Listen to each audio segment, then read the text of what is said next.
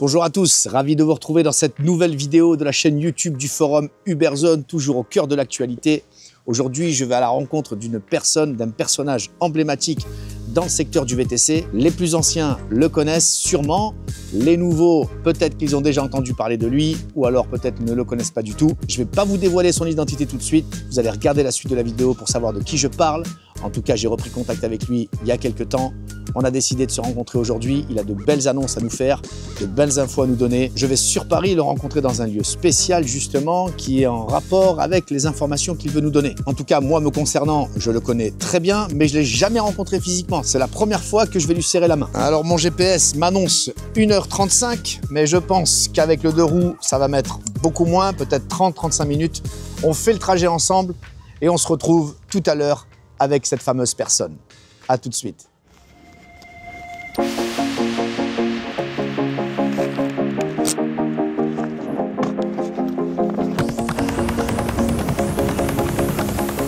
Déjà rien que là, je vais gagner 20 minutes. 1950. Voilà.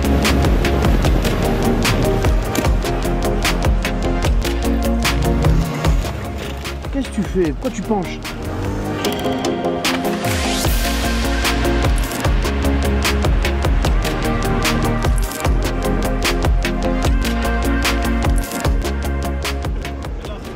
Impeccable. Ah, je suis bien là. Ah, je suis nickel là.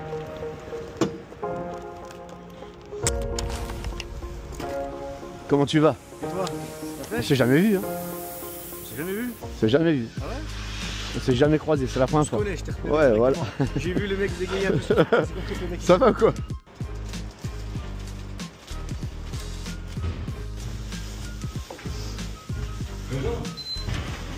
On vient avec vous. Ah, je vous remercie.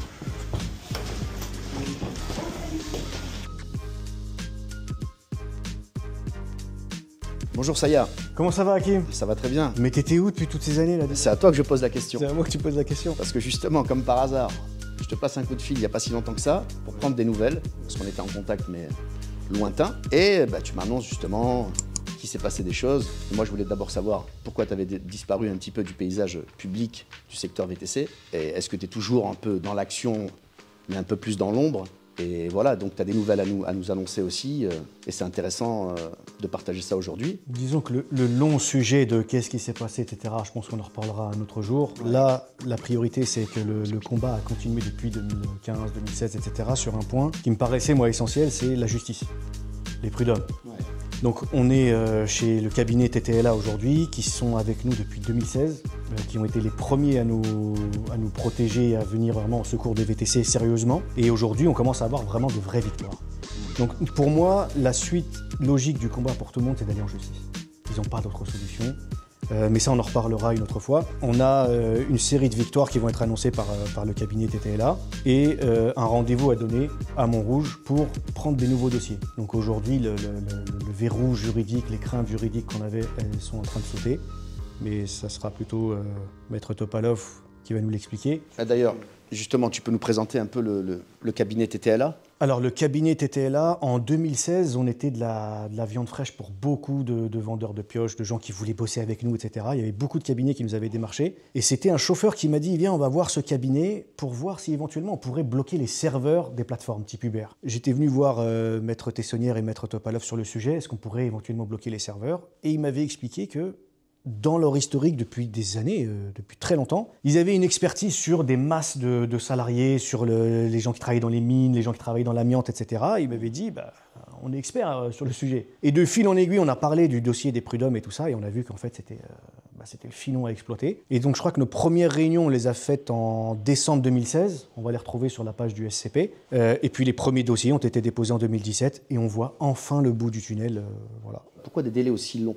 Alors ça, je pense que ça va être Maître Topalov qui va l'expliquer, mais il y avait un problème de compétences. On a un problème aussi avec les prud'hommes de Paris, ça a l'air d'être compliqué avec eux. Parce qu'en province, apparemment, il y a des affaires qui ont déjà été jugées. Bah, nous, on avait des chauffeurs de Lyon aussi qui étaient avec nous. Ouais. Ils ont vu leurs collègues à Lyon déposer des dossiers bien plus tard et obtenir gain de cause avant nous. Je vous leur avais dit, les provinciaux, ils vivent mieux que nous. Ouais. Je pense que Maître Topalov pourra mieux nous expliquer pourquoi ça a pris autant de temps, en fait. Ça a pris beaucoup de temps. mais de 2017, date à laquelle on a saisi le Conseil de prud'homme jusqu'à aujourd'hui, nous n'avons pas chômé. Pourquoi ça a été si long? Ça a été si long parce que d'abord Uber est un adversaire qui ne cède sur rien. C'est-à-dire que toute décision qui ne leur est pas favorable est susceptible de recours. Ils se battent jusqu'au bout. Et donc là, nous voyons enfin le bout du tunnel, à la fois sur la question de la compétence, puisqu'on a une décision qui a été rendue en mars dernier par la Cour de cassation. C'est la 3e fois que la Cour de cassation se prononce sur l'éventualité d'un rapport salarié pour les chauffeurs. C'est la 3e fois que la Cour de cassation se prononce. Elle vient encore de nous dire que le chauffeur avait raison. Mais ce qui est frappant, c'est qu'il faut 3 décisions. C'est-à-dire que n'importe quel autre adversaire, une décision de la Cour de cassation, considère que c'est acquis désormais qu'il y a un lien de subordination. Ça fait jurisprudence. Uber, non. Uber, il continue. Il ressaisisse la Cour de cassation. Il ressaisisse une 3e fois la Cour de cassation. Et là, la Cour de cassation vient de dire, elle n'a pas dit on vous l'a déjà dit, mais enfin le résultat est là, c'est les chauffeurs qui ont raison de considérer qu'ils sont dans un lien de subordination. Mais on n'a pas simplement gagné sur la question de la compétence.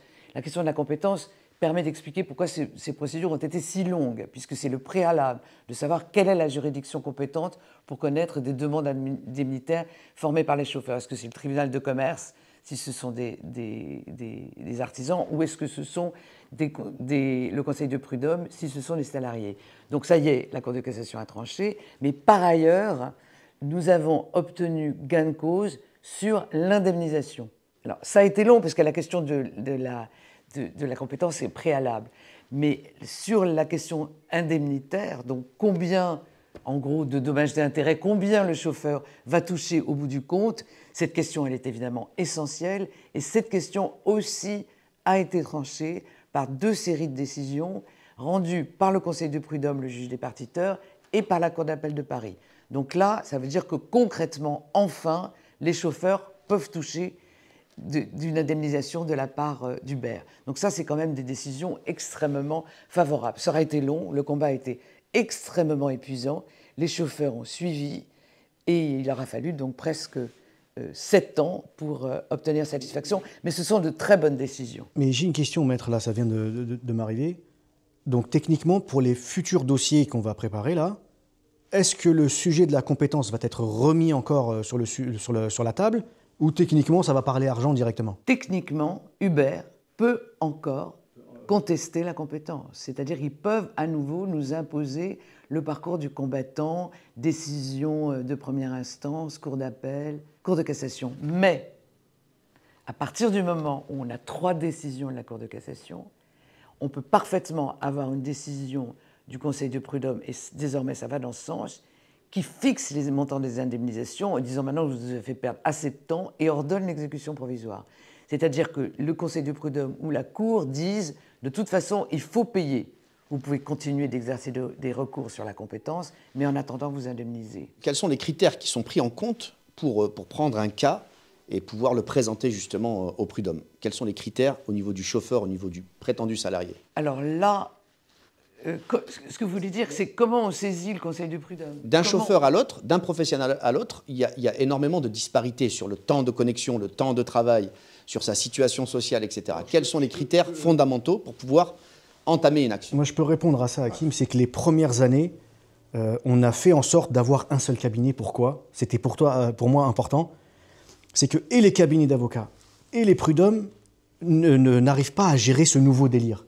Historiquement, les salariés, quand ils vont voir le juge des prud'hommes, c'est quoi? J'amène mon contrat de travail, mes 12 dernières fiches de salaire, la convention collective, je ramène 10 pages. Voilà. Les premiers dossiers, je pense qu'on avait des milliers de pages par chauffeur. Course par course, à quelle heure il a commencé, etc. Et le rendu de justice, personne ne le connaît. Est-ce qu'on rembourse lui, sa société? Est-ce qu'on rembourse ses frais? Est-ce qu'on rembourse ses indemnités qu'à lui? Ce chauffeur-là, il a payé toute sa vie l'URSSAF, donc il veut remboursement. Celui-là, il n'a jamais payé l'URSSAF. C'était un peu compliqué. Et l'importance pour moi de rester avec TTLA, c'était d'éviter là tous les vendeurs de pioches qui oui, je vais y arriver, machin, c'est pas vrai. C'est que c'est nouveau, c'est bizarre. Et il faut attendre les premiers rendus pour pouvoir ensuite dire est-ce que le chemin il est bon ou pas. Tu vois. Et donc, l'important, c'était de monter des dossiers solides. Un chauffeur, ça fait 6 mois, 1 an qu'il bosse et il bosse 10 heures de connexion par semaine, c'est pas la même que, surtout nous, les premiers chauffeurs qu'on avait, là, il y en a qui dormaient dans leur véhicule. C'était du 80, 70, 100 heures de connexion par semaine. Ça, c'est le top. Et surtout, les premiers temps, c'était comme ça que ça se passait. Les gars dormaient dans leur véhicule. Donc après, on a le problème des rattachements. Voilà. Les chauffeurs lotis, on les a jamais pris, nous, chez nous. On a encore des gens qui sont là, oui, je prends tout. Bon, je suis désolé, moi, les personnes qui ont les dents qui rayent le parquet, ça ne m'intéresse pas. Pourquoi? Parce que si jamais on met des dossiers bancals, ça va fracasser les collègues qui vont arriver derrière. Donc, faut mettre des dossiers solides et non pas des mecs qui sont rattachés ou des trucs dans le genre. Et après, au niveau des structures juridiques, que ce soit des gens en EURL, en SASU ou en micro-entreprise, là, par contre, pas de problème. Oui, ça, on est d'accord que... Oui, il n'y a jamais eu. Pas de problème.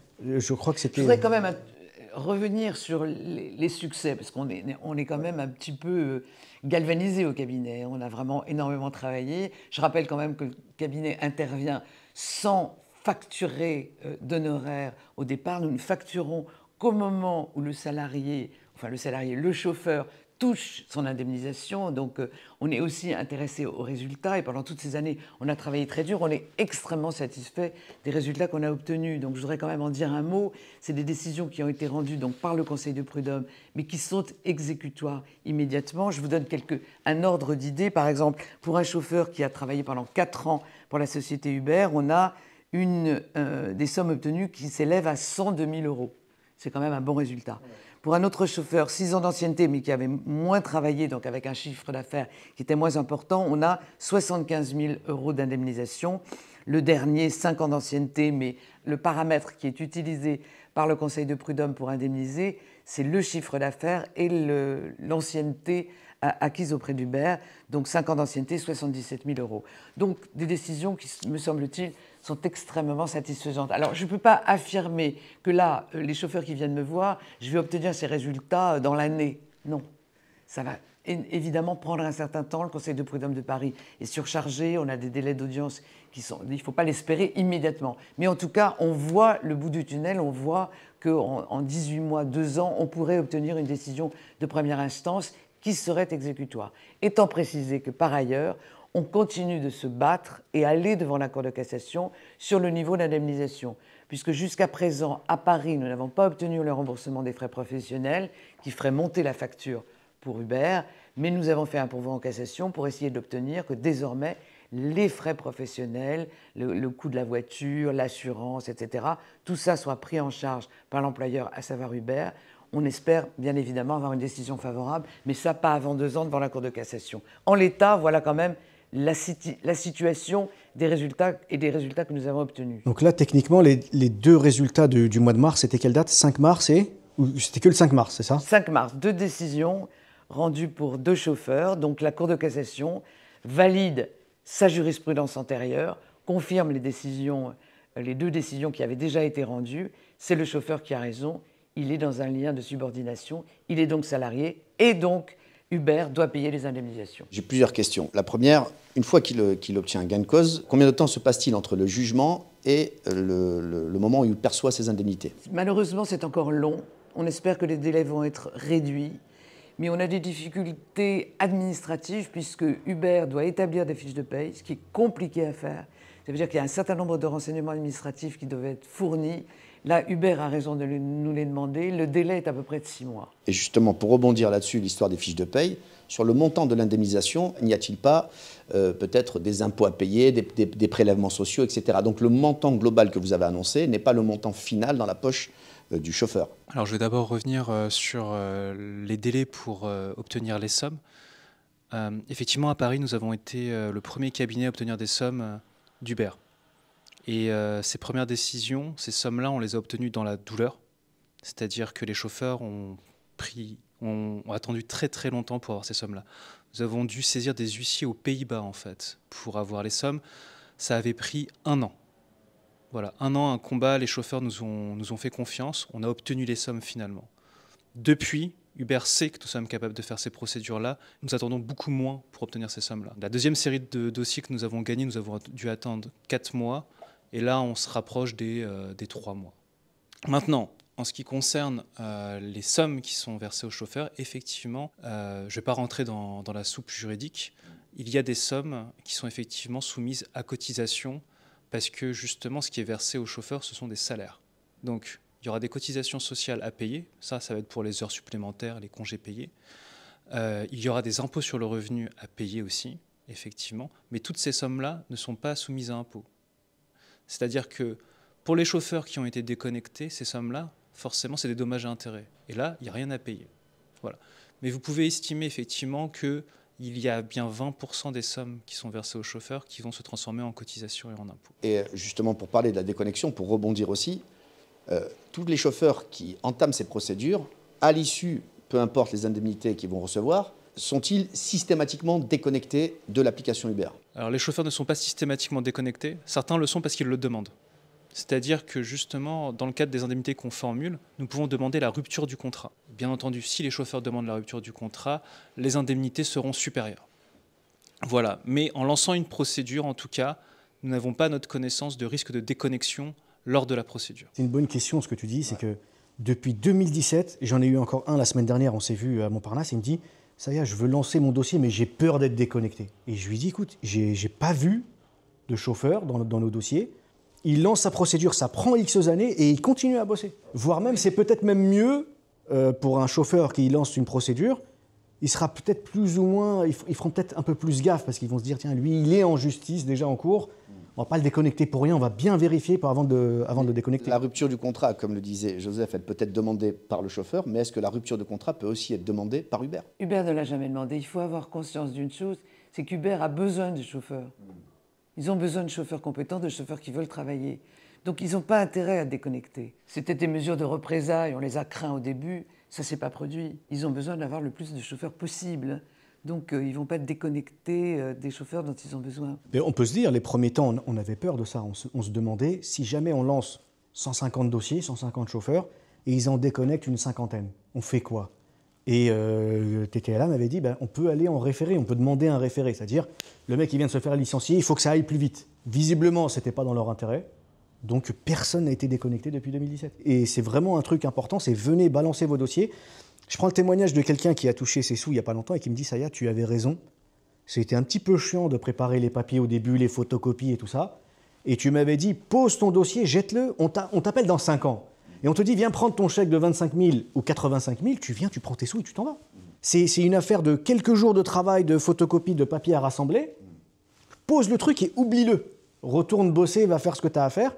Dans X années, ça peut être 3 comme 5 ans, je ne sais pas à peu près comment ça va se passer, mais là, théoriquement, ça va aller plus vite. On t'appelle pour venir prendre 25 000, tu ne vas pas dire non. On t'appelle pour 85 000, tu ne vas pas dire non non plus. Donc, posez vos dossiers, surtout les chauffeurs qui ont bossé beaucoup d'heures depuis des années, et oubliez-le ce dossier. Il n'y a rien qui vous est demandé. Il n'y a pas d'histoire de pourcentage, de frais de dossier, j'appelle votre assurance, j'appelle ceci. Venez poser votre dossier et partez. Et du coup, pendant toute cette absence-là, tu étais quand même toujours alerte et informé par l'avancement de ces procédures, etc. Et tu confirmes que les procédures engagées par ce cabinet font vraiment partie des premières, voire sont les premières procédures. C'est les premières procédures. Je crois qu'il y avait qui était très proche. Il y avait un chauffeur seul avec un avocat. Tout le reste sont arrivés après. Il y a même des avocats là, actuels qui m'ont demandé de bosser avec eux en 2017 et 2018 et j'ai refusé. Je dis, je ne bosse pas avec ces gens. En groupe, je te parle. Il y a eu quand même des chauffeurs chez Le Cab seuls. On a eu des chauffeurs chez Le Cab qui ont gagné aussi. Il y a eu des chauffeurs isolés comme ça qui va avec son avocat. Et c'est d'ailleurs bien joué, ils ont bien avancé. Mais sur les dossiers Uber, à ma connaissance, qui nous le disent, les gens qui ont gagné des sous chez Uber, il n'y en a pas. Là, c'est le seul endroit où tu as des chauffeurs qui ont touché leur argent. Je rebondis quand même sur quelles sont les conditions pour introduire une demande devant le Conseil du prud'homme. Donc on ne prend que les chauffeurs individuels qui ont travaillé en leur nom propre, mais également il faut tenir compte du fait qu'il y a une prescription en matière prud'homale. C'est la dernière course qui détermine le point de départ de la prescription de 5 ans.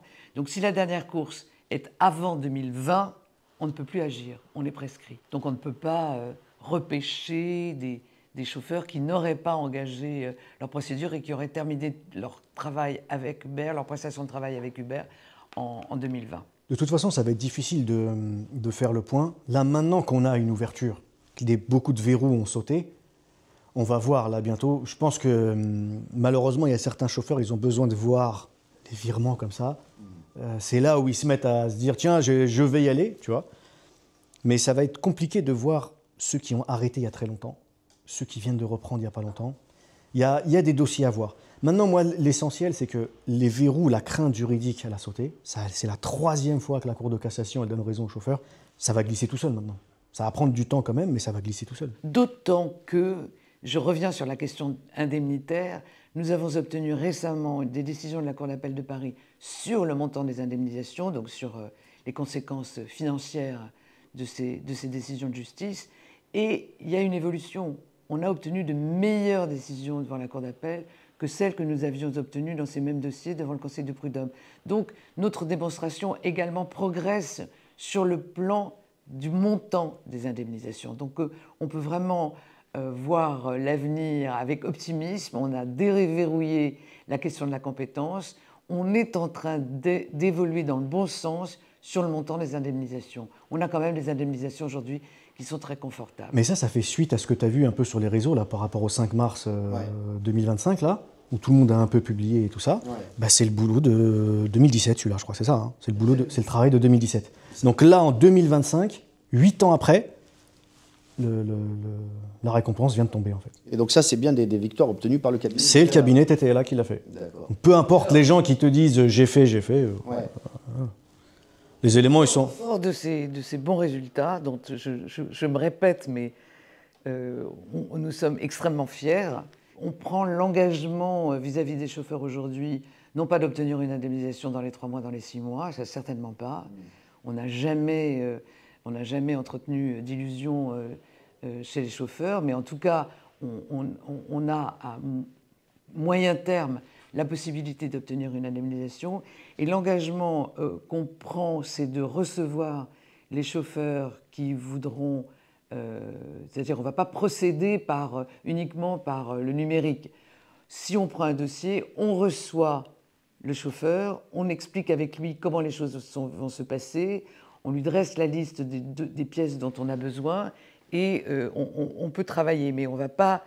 C'est-à-dire qu'on veut à la fois faire du collectif au niveau du cabinet, donc engager les dossiers 10 par 10 pour qu'on ait des audiences qui soient significatives devant les juridictions, mais en même temps faire un travail personnalisé avec chacun des chauffeurs. C'est la raison pour laquelle on proposait qu'à l'issue de cette réunion d'information qui aura lieu le 25 mai, nous suggérons au niveau du cabinet d'organiser toutes les semaines, le mardi et le jeudi, des permanences de 14h à 16h, au cours desquelles les chauffeurs peuvent se présenter sans rendez-vous.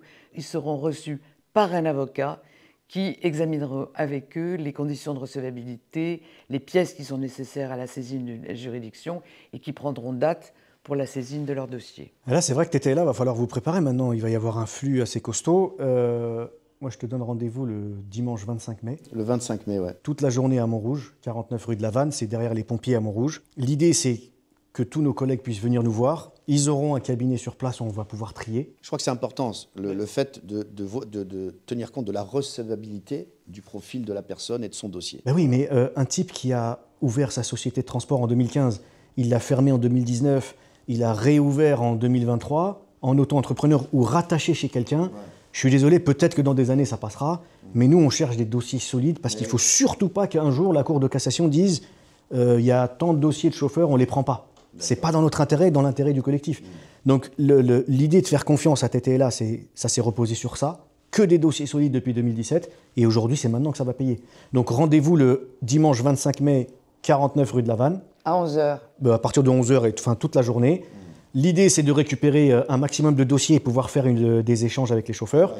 De 2, tous les mardis et jeudis, ici, au cabinet rue de la Banque à Paris 2, il y aura une sorte de petite permanence de 14h à 16h. Sans rendez-vous. Sans rendez-vous. Tous les mardis, jeudis, on va être débordés les premiers temps. Plusieurs avocats quand même. Hein. C'est un gros cabinet, donc ils vont pouvoir absorber le flux. Le 25 mai, on commence aussi par cette date-là pour recevoir un flux de chauffeurs. Et de cette manière-là, je pense qu'on va essayer d'avoir un maximum de gars qui veulent se lancer. J'espère qu'ils vont être rassurés aussi sur le fait qu'ils ne vont pas être déconnectés. Ça reste un point... Un, ils vont pas être déconnectés. 2, nous ne facturons nos honoraires que lorsque le chauffeur est indemnisé. C'est-à-dire, venez avec les mains dans les poches, pas besoin de chéquier, de carte bleue, besoin de rien du tout. Ils viennent les mains dans les poches avec leur dossier et on s'occupe d'eux. Et on leur donne rendez-vous, je l'espère que ce ne sera pas 7 ans cette fois. Oui, je voulais insister sur un point, c'est que la bataille judiciaire a déjà eu lieu. C'est derrière nous. Elle a été gagnée. Et donc il s'agit maintenant d'alimenter la machine et de faire en sorte que les jugements qui ont été rendus soient démultipliés par le nombre des victimes. Nous sommes prêts à absorber ce flux de victimes au cabinet. Je crois que la parole maintenant est entre les mains des chauffeurs. Et on peut aussi prévoir, toi et moi, une émission, peut-être un live Uberzone, justement pour faire un peu le point de cette réunion, cette journée du 25 mai. Ouais. Ou même peut-être un petit peu avant ou un petit peu après, donc à voir. Et puis revenir un peu aussi sur ton historique dans l'action syndicale, ce qui s'est passé entre-temps, voilà, rentrer un peu plus dans un entretien un peu plus intimiste. Ça sera du haut débit, c'est ça? Voilà, là par contre, voilà. Donc, je en détail sur les choses. Voilà, je compte sur toi pour ça, on fera d'une pierre deux coups. Non, je voulais juste, en conclusion, quand même, remercier les chauffeurs qui nous ont accompagnés. C'est leur victoire, cette victoire. Hein. C'est-à-dire que personne ne s'est démobilisé ou a renoncé. Il y a eu des moments difficiles dans ces procédures. Il y a des moments où un conseil de prud'homme isolé a tout d'un coup dit « mais vous n'êtes pas salarié, le conseil de prud'homme n'est pas compétent ». Les chauffeurs ne se sont pas découragés. Ils ont continué le combat à nos côtés. Et ça, effectivement, ça a été long, ça a été difficile, mais personne n'a perdu d'argent dans cette opération. Personne, nous n'avons pas perdu, nous avons été suivis par ces chauffeurs. Et ce combat gagné, c'est aussi le leur. Maître Topalov, Maître Tessonnière et Maître Boudebès, je vous remercie sincèrement pour ce partage d'informations, pour toutes ces précisions. Moi-même, moi le premier, je n'avais jamais entendu parler de ces actions-là, de cette façon-là. Et pourtant, on entend de tout sur les réseaux, de divers réseaux. Mais là, au moins, c'est beaucoup plus clair pour moi et je pense que ce sera aussi beaucoup plus clair pour la communauté Uberzone. Et je suis vraiment ravi d'avoir eu cet échange avec vous. Saya, merci beaucoup aussi de m'avoir invité aujourd'hui dans ce cadre-là. On va remettre un peu d'ordre sur le sujet juridique, hein. Ouais. Pas sur le reste, mais on remettra un peu d'ordre là-dessus. D'accord. C'est l'intérêt de cette vidéo, voilà. C'est l'intérêt aussi de présenter toutes ces victoires là depuis des années. Il y a eu du blabla un peu pour rien là, ces temps-ci, donc on va rétablir un peu certaines choses. Voilà. En tout cas, moi je suis content de t'avoir retrouvé et de savoir qu'en fait tu n'avais jamais vraiment disparu. En fait. Et voilà. Non, toujours là dans la. Ce dossier-là, je ne le lâche pas jusqu'au bout. Ouais. Après, c'est vrai qu'il y a d'autres sujets.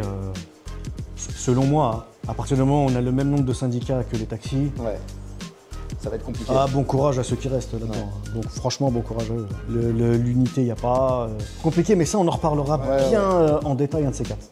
Sur une émission. C'est promis, on se fera une émission et on en rediscute. Avec grand plaisir. Bon, on se retrouve le 25 mai alors. Allez, le 25 mai, on fait comme ça. Merci Aki, merci Uberzone, bon courage. Merci.